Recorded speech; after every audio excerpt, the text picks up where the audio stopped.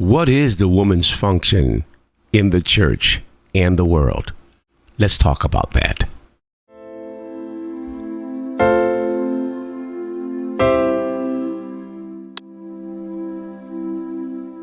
To ponder the question, what is the woman's function in the church and the world, would be like trying to ponder the question, what did God mean when he created male and female and told them to subdue and dominate the earth?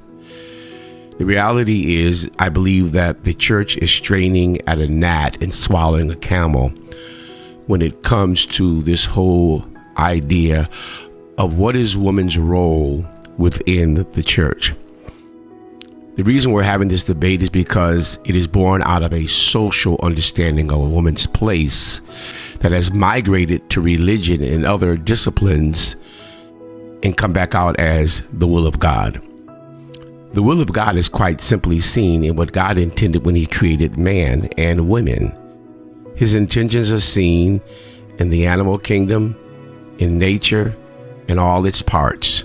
You want to know God's will and what God thinks about the authorities or the functions of men and women and of creation, simply read the first 5 chapters of Genesis. One place in particular gets my attention that I think many people don't pay attention to, and that's in the book of Genesis, chapter number 5, where the Bible says, in the day that God created them, he called their names Adam. It wasn't until sin or until Adam received Eve that there were some changes in the nuances as to how we perceive Eve or woman. To suggest that a woman is no longer capable because of an initial sin would also suggest that neither is man capable, because did not he sin as well? What we've confused are 2 things. First, where God says to a woman that her desire shall be unto her husband, and that he's going to rule over you basically all the days of your life. That does not mean that you've lost functionality. It doesn't mean that because of your sin, you've undone the capacity that I created you with. What it does suggest is that there's going to be some rules and he's going to be responsible this time like it should have been the first time. After all, did not God give him the commandment?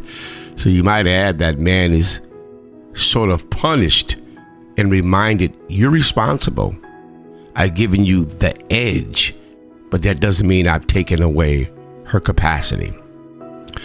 The second place we should look at when considering this issue, what is woman's role in the church or the kingdom, that a woman can have any position or function that dare threatens his perceived or real authority. It's kind of an egotistical thing. I liken the relationship that man should have with women unto that God has with angels.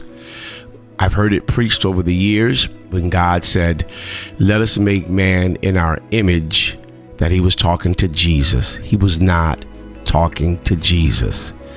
Sounds nice, sounds mysterious, sounds deep, but it is not accurate. He was speaking to the angels. They were there. What did he mean by let us make man in our image? First of all, the word is plural, images. The images represent not just a physical capacity, it also deals with relationship. What was and what is the relationship that God has with angels? God is sovereign. God is definitely number one in heaven, as Lucifer found out. But God also has a relationship that represents his image.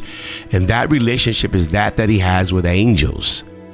He delegates authority to them. And when they walk the earth, they walk as God himself. They come as true ambassadors without limits based on the assignment. That is the relationship.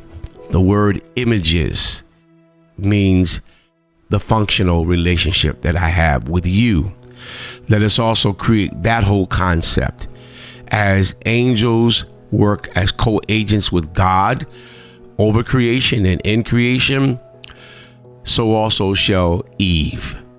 That's why she's the mother of all living things, as Adam appropriately sees. Adam approaches Eve from the perspective of a function, and he sees no limits. She's the mother of all living things. How so? She hadn't had a baby as of yet. Matter of fact, she was born out of him, but yet he sees her function. He sees her capacity. He honors it. He does not repress it.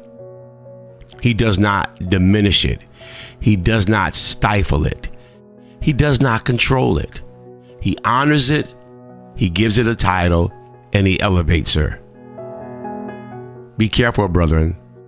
As you suppress the woman, you're suppressing a most important function that God created, not in the church first, but in the world. In all thy getting, get a good understanding.